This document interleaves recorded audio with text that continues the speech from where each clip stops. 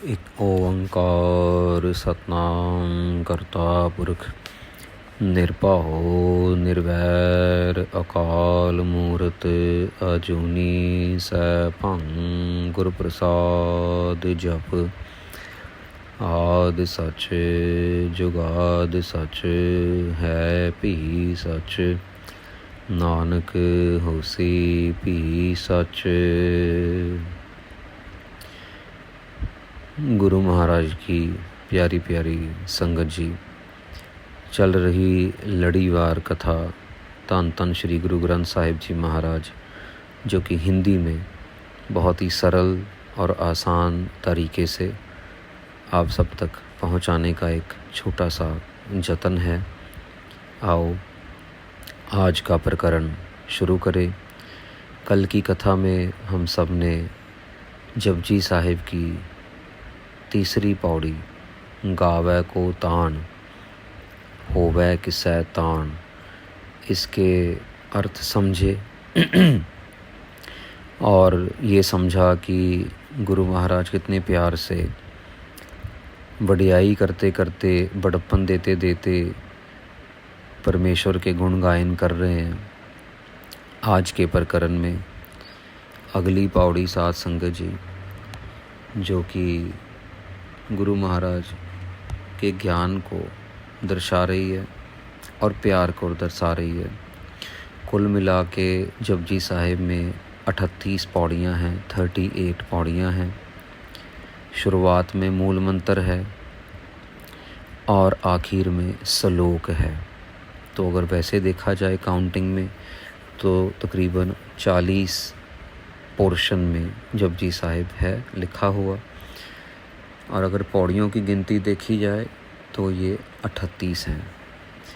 गुरु नानक देव जी महाराज ने ये पौड़ियाँ अलग अलग जगह पे समय अनुसार जहाँ पे जिसके साथ वार्तालाप करने की ज़रूरत पड़ी वहाँ पे ये पौड़ियाँ उच्चारण की।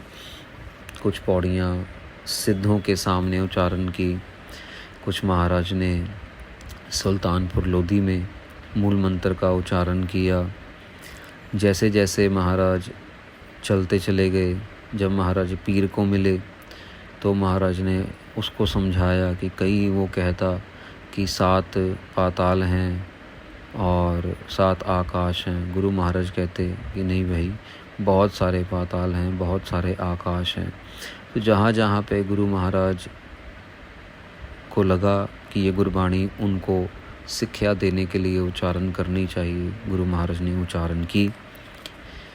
और इन सबको एक तरतीब में, एक लाइन वाइज, एक सीरियल वाइज एक ऑर्डर दिया गुरु अंगद देव जी महाराज ने। दूसरे गुरु अंगद देव जी महाराज, जब उनको गुरुगद्दी मिली तो सबसे पहला काम उन्होंने यही किया कि जो गुरु नानक देव जी महाराज की गुरबाणी थी जहाँ जहाँ पे थी, क्योंकि गुरु नानक देव जी महाराज बहुत दूर दूर तक चले, बहुत दूर दूर तक गए, तो कुछ गुरबाणी गुरु महाराज के पास थी, कुछ गुरबाणी जहाँ जहाँ महाराज गए उन फैमिलीज़ ने, परिवारों ने अपने पास लिखी रखी हुई थी। कुछ गुरबाणी भाई बालाजी थे जो गुरु महाराज के साथ जाते थे, भाई मर्दाना जी के अलावा, गुरु नानक देव जी, भाई मर्दाना जी और भाई बालाजी। तो भाई बालाजी के पास भी काफ़ी गुरबाणी की पोथियाँ और गुरबाणी के शब्द लिखे हुए मिले। तो सब कुछ एकत्रित करना शुरू किया और जपजी साहिब को तरतीब में लिया। किन्होंने? गुरु अंगद देव जी महाराज ने। तो ये वो गुरबाणी है साध संगत जी, जिसको गुरु महाराज ने हमारे तक लाया। और अगर देखा जाए तो पूरे सिख पंथ में शायद ही कोई ऐसा शख्स होगा जो रोज़ाना इस गुरबाणी का जाप नहीं करता होगा। नहीं तो भले से भला, बुरे से बुरा, अच्छे से अच्छा, भेड़े से भेड़ा बंदा, ऊंचे से ऊंचा, नीचे से नीचा बंदा जपजी साहिब का पाठ कम से कम एक पाठ तो वो ज़रूर करता है। गुरु महाराज के जस गायन करने के लिए, अकाल पुरख वाहिगुरु को याद करने के लिए और अपनी शक्ति लेने के लिए, अपने काम बनाने के लिए, अपने जो कारज हैं, जो अरदास बेनतियाँ हैं वो पूरी करवाने के लिए जपजी साहिब की बाणी का सहारा ज़रूर लिया जाता है साध संगत जी। सो आओ आरंभ करते हैं। आज चौथी पौड़ी जो कि गुरु महाराज कृपा करेंगे। साचा साहिब साच नाय, भाख्या भाओ अपार। गुरु महाराज ज्ञान दे रहे हैं कि वो साचा साहिब, वो सच्चा साहिब है, बाकी सब झूठे हैं। गुरु तेग बहादुर महाराज ने भी अपनी गुरबाणी में कहा, जगत में झूठी देखी प्रीत। इसका मतलब क्या है साध संगत जी? हमारे मम्मी डैडी, हमारे दादा दादी, हमारे नाना नानी, हमारे बच्चे, हमारे भाई बहन, हमारे चाचा मामा, भतीजा भांजा, सब के सब एक दिन हमें छोड़ के चले जाएंगे और हम भी उनको छोड़ के जा सकते हैं उनसे पहले। तो साध संगत जी, सच्चा कौन होता है? सच्चा वो होता है जो हमेशा साथ रहे। जो बीच में छोड़ जाए साथ, वो तो झूठा ही हुआ ना। आपका कोई फ्रेंड है, आपको कोई रिश्तेदार है, आपके ऊपर कोई तकलीफ़ आई, दुख आया, दुख आते ही वो पीछे हट गया, उसने फ़ोन उठाना बंद कर दिया, मैसेज करने बंद कर दिए, आपसे बात करनी बंद कर दी, सगों आपकी जो है झूठी बातें लोगों को बता बता के, निंदा कर करके आपको बदनाम करना शुरू कर दिया, तो वो कौन हुआ? वो झूठा हुआ, सच्चा तो नहीं हुआ। गुरु महाराज कह रहे हैं साचा साहिब। ये साहिब जो है ना, अकाल पुरख वाहिगुरु, ये साचा है, ये सच्चा है। इसके अलावा और कोई सच्चा नहीं, यही सच्चा है। आगे कहते हैं साच नाय, और इसका नाम भी सच्चा है। जब मर्जी देख लो आप, कितने युगों से नाम चलता आ रहा है, राम राम राम राम, वाहिगुरु वाहिगुरु वाहिगुरु वाहिगुरु। कोई मिटा सका? कोई इसको ख़त्म कर सका? कोई इसको कहीं पे जला सका? नहीं। कोई इसको दबा सका? नहीं। कोई इसके ऊपर कोई कह लो कि इल्ज़ाम लगा सका? नहीं। कभी कोई केस कर सका नाम के ऊपर? नहीं। ये साचा है, इसने हमेशा रहना है, क्योंकि जो हस्ती है परमेश्वर की वो सच्ची है, इसीलिए उसका नाम भी सच्चा है। साचा साहिब साच नाय, इसीलिए नाम जपना है। क्यों जपना है? भाख्या भाओ अपार। आगे कह रहे हैं कि इसके नाम का जो प्रेम है, जो हम इसके साथ प्रेम डालना है, जो ये हमारे साथ प्रेम करता है, जो हमने इसके साथ, भाख्या मतलब बोलना, भाओ अपार, भाव मतलब भावना, प्यार, अपार मतलब बहुत बड़ा विशाल। इसके अंदर जो भाव भावना है ना, वो बहुत बड़ी है। इसीलिए हमें भी जब इसका नाम लेना है तो बड़ी भावना से लेना है, घृणा से नहीं लेना, ज़बरदस्ती नहीं लेना, किसी लालच में आके नहीं लेना, प्यार से लेना है। साथ संगत जी, भाख्या भाओ अपार, ये इसका नाम जो लेना है वो बड़ी ही श्रद्धा भावना से लेना है। ऐसे लेना है कि बस इसके अलावा और कुछ है ही नहीं। आँख है मंग है देह देह, दात करे दातार। गुरु महाराज कह रहे हैं कि सारी दुनिया इससे मांग रही है, कोई कुछ मांग रही है, कुछ मांग रही है, कभी कुछ तरीके से मांग रही है, कभी किसी तरीके से मांग रही है। और ये अकाल पुरख वाहिगुरु परिपूर्ण परमेश्वर ये सबको सब कुछ दे भी रहा है। ऐसा नहीं है कि नहीं दे रहा है, जो जिसके हिस्से में आ रहा है, लिखा है, वो उसको दे रहा है। अपनी तरफ से कोई कमी नहीं छोड़ रहा। क्यों? क्योंकि उसने बनाया है और वो हमें खुश देखना चाहता है। पर हमारे अपने अपने कर्म हैं जिनके हिसाब से हमारा हिसाब किताब होता है। तो हम उससे मांग रहे हैं। आँख है मंग है देह देह, देह देह का मतलब मुझे दो। आँख है मतलब हम मांग रहे हैं उससे, बार बार मांग रहे हैं उससे। दात करे दातार, वो दातार देने वाला है, वो दात दे रहा है। वो दात मतलब गिफ्ट हो के एक तरीके से जो चीज़ हमें चाहिए वो दात दे रहा है। फेर के अग्गे रखिए जित दिसै दरबार। अब गुरु महाराज दूसरी तरफ आ रहे हैं। गुरु महाराज ये कहना चाह रहे हैं, देखो उसका नाम सच्चा है, उसकी हस्ती बहुत सच्ची है, उसकी जो देने वाली क्षमता है वो भी बहुत बड़ी है, छोटी वो भी नहीं है। और इसीलिए वो अपने खजानों में से सबको सब कुछ देता जा रहा है। ठीक है। पर अब दूसरी तरफ आप ऐसा क्या करो, हम ऐसा क्या करें, फेर के आगे रखिए। फिर अब हम उसके आगे क्या रखें जिससे हमें उसके दरबार के दर्शन हों, जिससे हमें उसके दर्शन हों, जिससे हमें उसकी कृपा मिले, जिससे हम उसकी खुशी के पात्र बने। खुशी मतलब हम उसकी बहुत सारी खुशियाँ ले सकें। फेर के आज्ञा रखिए, ऐसा क्या आगे रखा जाए जिससे हम उसकी खुशी हासिल कर सकें। ये गुरु महाराज एक सवाल पूछ रहे हैं। आगे एक और सवाल पूछेंगे। मोहों के बोलन बोलिए, जित सुन धरे प्यार। महाराज कह रहे हैं कि अपने मुंह से ऐसा क्या बोले, मोहों के बोलन बोलिए, अपने मुंह से क्या बोल बोले कि जिसको सुन के उसके प्यार के हम करीब हो जाएं, उसके प्यार के पात्र बने, उसके प्यार को कबूल कर लें, उसके प्यार को मंजूर हो जाए। ऐसा क्या बोले, ऐसे कौन से शब्द, ऐसे कौन से लफ्ज़ हम अपने मुंह से बोले जिससे हमारा उससे प्यार बन जाए और उसको भी हमारा प्यार समझ आए। साथ संगत जी, अक्सर जब हम दुनियावी तौर में देखते हैं ना, किसी बच्ची की शादी हुई और वो थोड़ी तीखी बोलती है या उसका स्वभाव थोड़ा गर्म है या जल्दी जल्दी गुस्सा हो जाती है। आम तौर पे जो बाहर काम करने वाली लड़कियां हैं वो उनका स्वभाव जो है वो प्रैक्टिकल हो जाता है और उनके अंदर फिर समझदारी भी होती है कि ये काम ऐसे करना, ये काम ऐसे नहीं करना। करके कंपनी में काम करते करते 100 लोगों से मिलना जुलना, पर जो सास ससुर हैं घर में उन लोगों को ये चीज़ पसंद नहीं आती कि अरे हमारी बहू बहुत ज़्यादा बोलती है, ये काम पे जाती है, पता नहीं क्या क्या सीख के आती है। लेकिन ऐसा नहीं है साथ संगत जी, हर एक इंसान का अपना एक विशेष कैरेक्टर है। वो विशेष कैरेक्टर से हर इंसान अपनी तरफ से अच्छा ही करने की कोशिश करता है, बुरा नहीं कोई करता।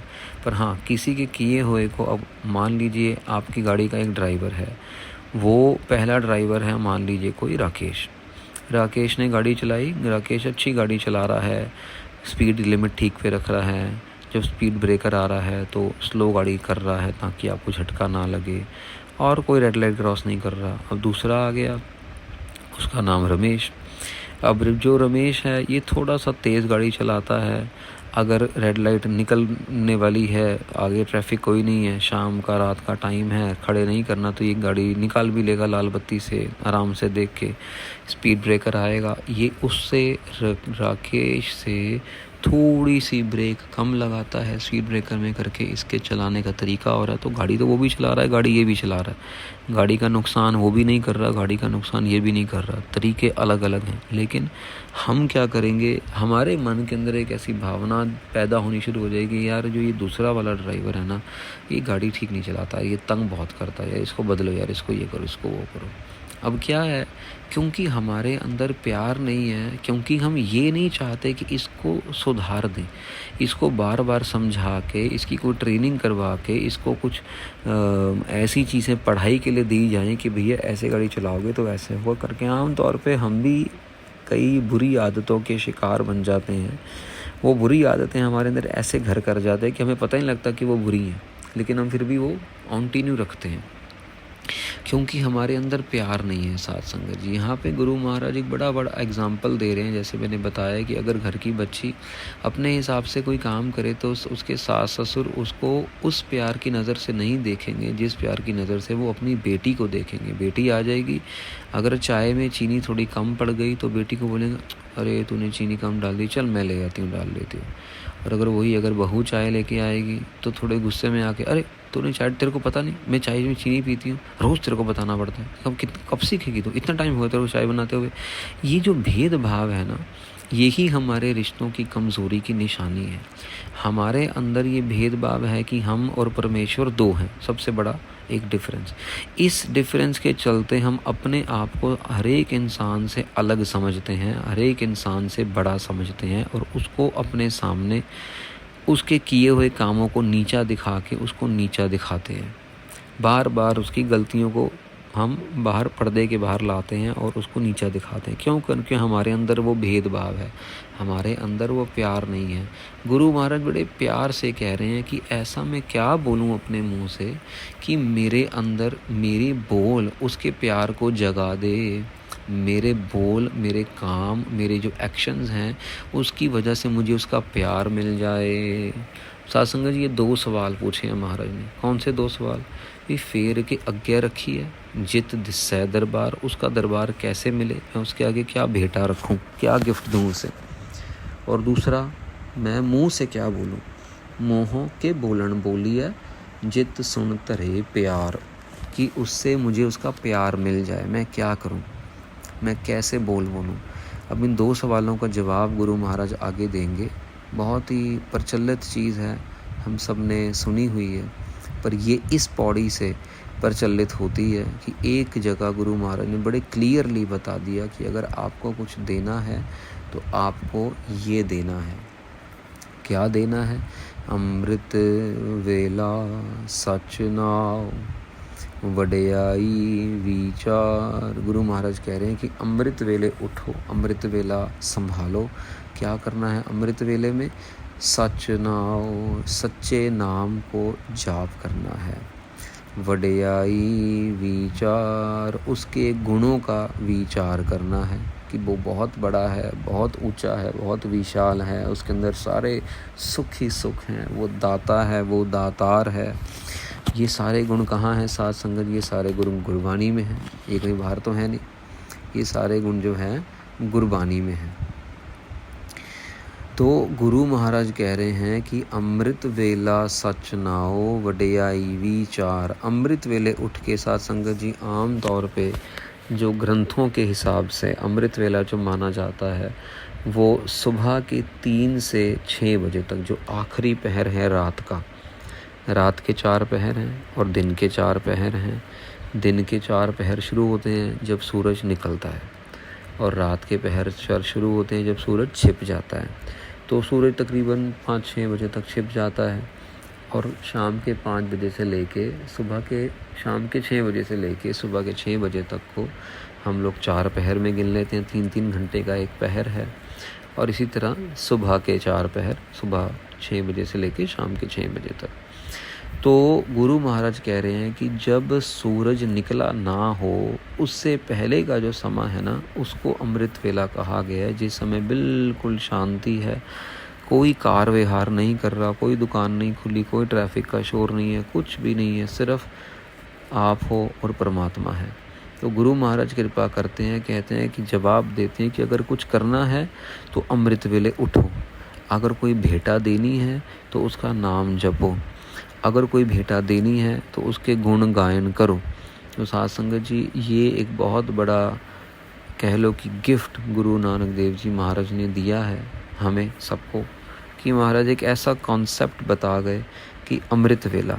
महाराज ने बहुत बड़ा कॉन्सेप्ट समझा दिया कि अमृत वेले में उठ के नाम जाप करके, सेवा सिमरन करके, तभी आप देखेंगे जितने भी बड़े बड़े गुरुद्वारे हैं, भले ही अमृतसर दरबार साहिब हैं, भले ही हजूर साहिब नांदेड़ में, भले ही बंगला साहिब दिल्ली में, अमृत वेले लोगों का एक अलग ही लोगों की कतार लगी होती है जो अपने घर से उठ के स्नान पानी करके गुरु महाराज के दरबार में आके सेवा करना चाहते हैं।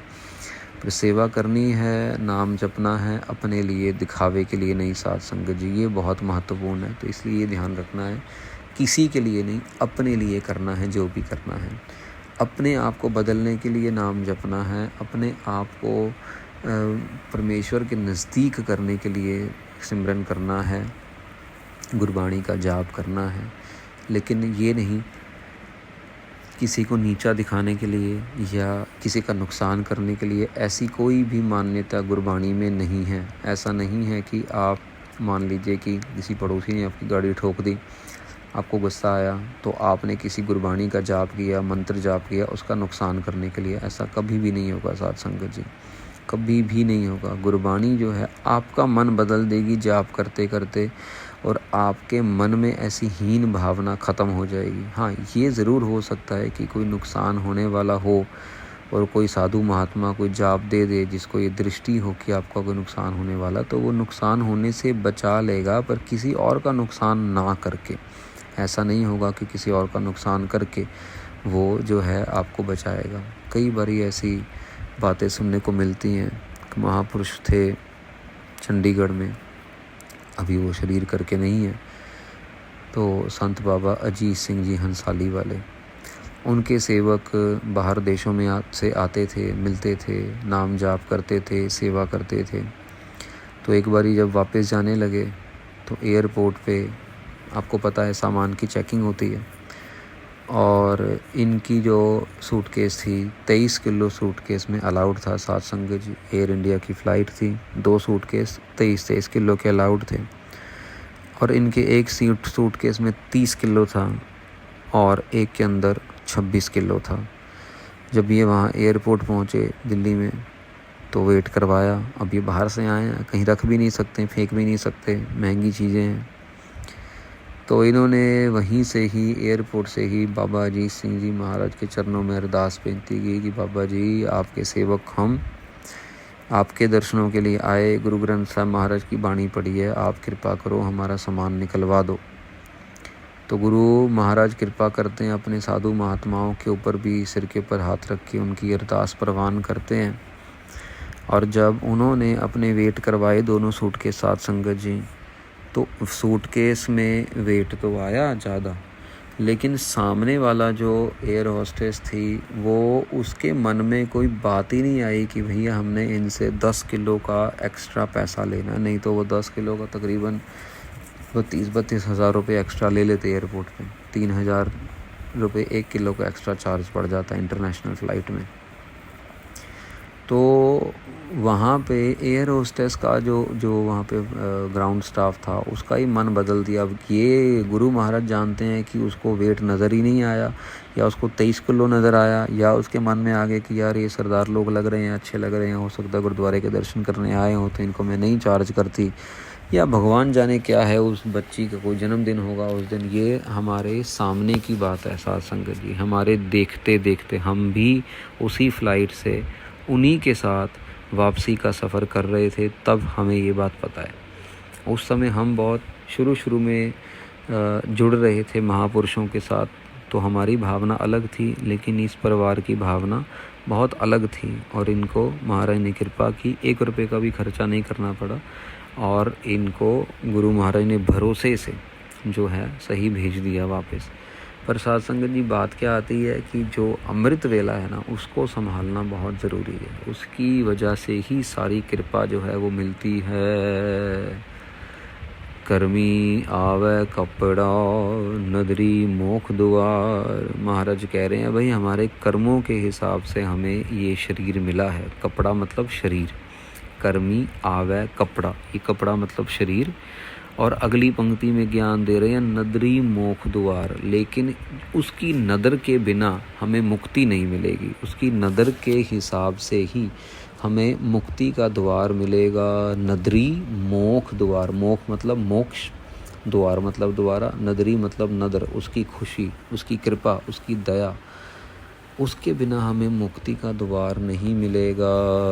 आखिरी पंक्ति में साथ संगत जी, इस पौड़ी की आखिरी पंक्ति में महाराज ज्ञान दे रहे हैं, नानक एवं जानिए सब आपै सचयार।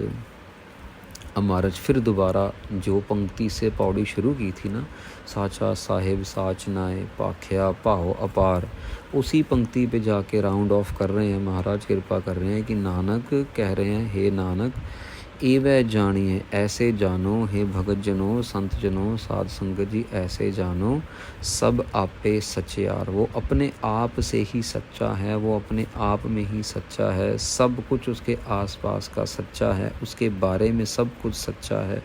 वो सच्चा ही सच्चा, सच्चा ही सच्चा, सच्चा ही सच्चा है। गुरु महाराज कह रहे हैं सब आपे सचयार। वो खुद ही अपने आप का ज्ञान आप तक पहुंचा रहा है। उसने खुद ही प्रेरणा दी कि धरती पे आज तक हिंदी में गुरु ग्रंथ साहिब महाराज की कथा नहीं हुई कहीं पे भी, तो उन्होंने खुद ही प्रेरणा दी कि गुरु ग्रंथ साहिब महाराज की हिंदी में कथा की जाए। तो ये सब कुछ वो खुद ही कर रहा है साथ संगत जी। और यही चीज़ हमें समझनी है कि उसकी शक्ति के सामने किसी की भी नहीं चलती, किसी की भी नहीं चलेगी। और अगर उसको प्राप्त करना है तो आपको आज जवाब मिल चुका है कि वो क्या चीज़ से खुश होगा, उसके आगे कौन सी भेंट रखे, अपने मुंह से क्या बोले।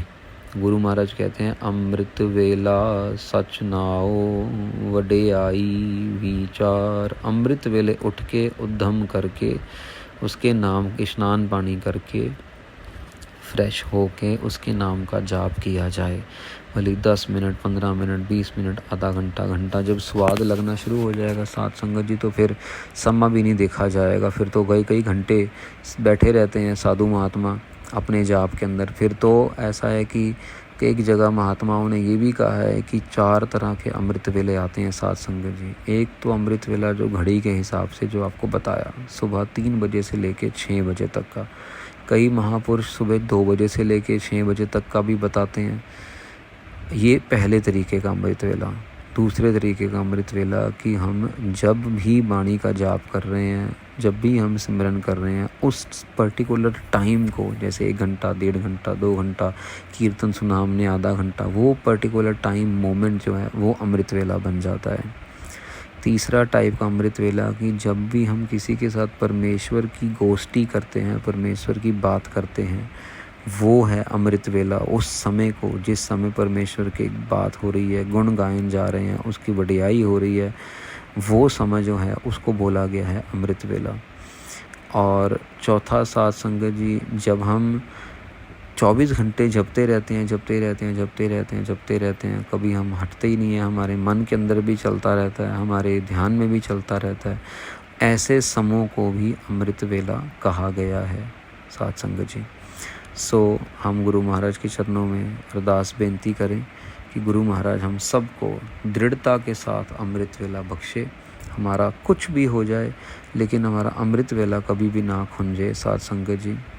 प्रचलित साखी आती है, गुरु गोविंद सिंह जी महाराज जब आनंदपुर छोड़ रहे हैं, जब मुग़लों ने पूरी तरह से घेर लिया था उनको, 8 महीनों के बाद आनंदपुर छोड़ रहे हैं, सरसा नदी के किनारे पहुंच चुके हैं, अंधेरी काली रात है, ठंड का टाइम है, दिसंबर का महीना है, और नॉर्थ इंडिया पंजाब की बात आपको पता कितनी ठंड हो जाती है। पीछे मुग़ल फ़ौज आ रही है, लड़ाई कर रही है, मार रही है, कूट रही है, शहीद कर रही है सिंहों को, लेकिन गुरु गोविंद सिंह जी महाराज कहते हैं सरसा नदी के किनारे आओ बैठो, यहाँ पे हम अमृत वेला हो गया। अब अमृत वेले हम गुरबाणी का जाप करके, आशा दीवार का पाठ करके ही आगे चलेंगे।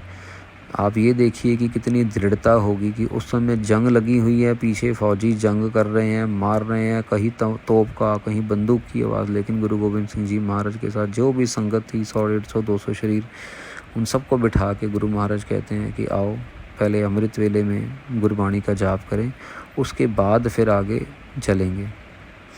ये है साथ संगत जी अमृत वेले का संभालने का जो है रीज़न कि हमें क्यों संभालना चाहिए। जब जंग युद्ध के टाइम में गुरु गोविंद सिंह जी महाराज पीछे नहीं हटे तो फिर हम आम दिनों में पीछे क्यों हटे साथ संगत जी। तो गुरु महाराज हम सबको अमृत वेले की दात बख्शे, अमृत वेले अपने गुणों का, अपने गुणों के खजानों का ज्ञान बख्शें, और इसी तरह हम गुरबाणी को अपनी जीवन में अमल करके अपना जीवन सुखमय बनाएं। ये है साथ संगत जी गुरबाणी को अमल करने का तरीका।